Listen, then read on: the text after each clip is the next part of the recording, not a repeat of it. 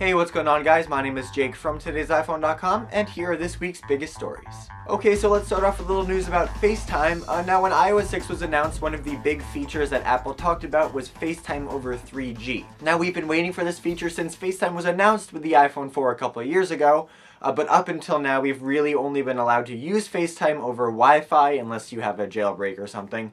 But now finally Apple and carriers are allowing FaceTime over 3G, but it's not all good. According to some leaked screenshots, AT&T will be charging a premium fee for users connected to their service that want to use FaceTime over the network. It's not very surprising, but it is definitely a bummer.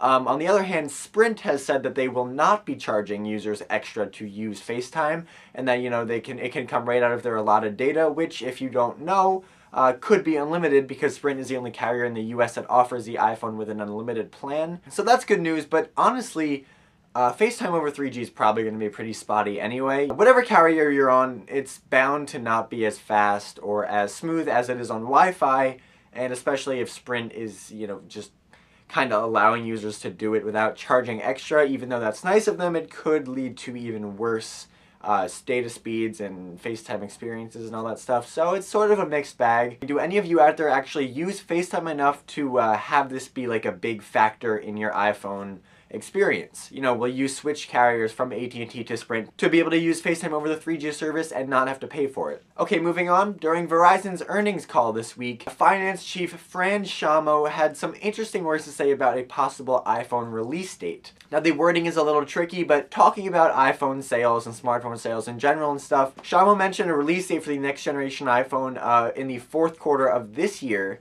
And he said that could be a reason why people are holding off getting smartphones now because they want to wait for the new iPhone, which is definitely a possibility. But the fact that this is coming from such a high-up person in Verizon and that it correlates all these other rumors about a September, October release date for the next iPhone is definitely intriguing, and I think it's pretty safe to say that we will see the next iPhone sometime this fall in September or October. Okay, so changing from new devices, let's talk about some old ones. More specifically, old iPad prototypes. Because a bunch of photos of one of the earliest iPad prototypes from somewhere around 2002 to 2004 was leaked onto the web, and it's definitely worth a look just to see how far Apple came in the development of the tablet before we even saw one. There's no home button, there's no camera, the device is super thick, it's made out of the white plastic that the MacBooks were made out of for a very long time, and I have to say I am incredibly pleased that Apple did a little bit more work on it before actually releasing the iPad. Now the pictures are definitely worth taking a look at just for entertainment purposes, but this is interesting for another very important reason.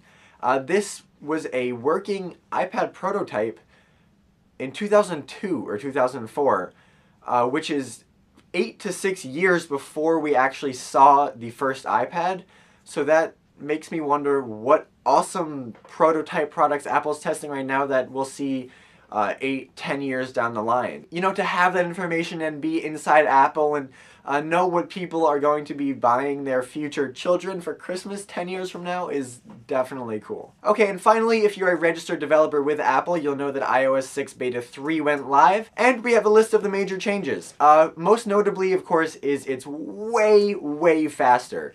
Beta 1 and Beta 2 were really slow and buggy and laggy and kind of unusable at times, but Beta 3 fixes all of those issues, and it really feels like it's supposed to. It feels good, it feels fast, things move, you can switch apps, and yeah, you get the picture. It's awesome. There's a tab in the settings application to adjust some things in the maps application, like kilometers versus miles and that sort of thing, so that's handy. And there's also a new shortcut to get to drafts in Mail. The iPhone 3GS got access to shared photo streams as well as VIP mailboxes. There's now a Siri button in Assistive Touch, which is super useful if your home button is broken. And Apple has finally started to make the switch from @me.com email addresses to @iCloud.com email addresses.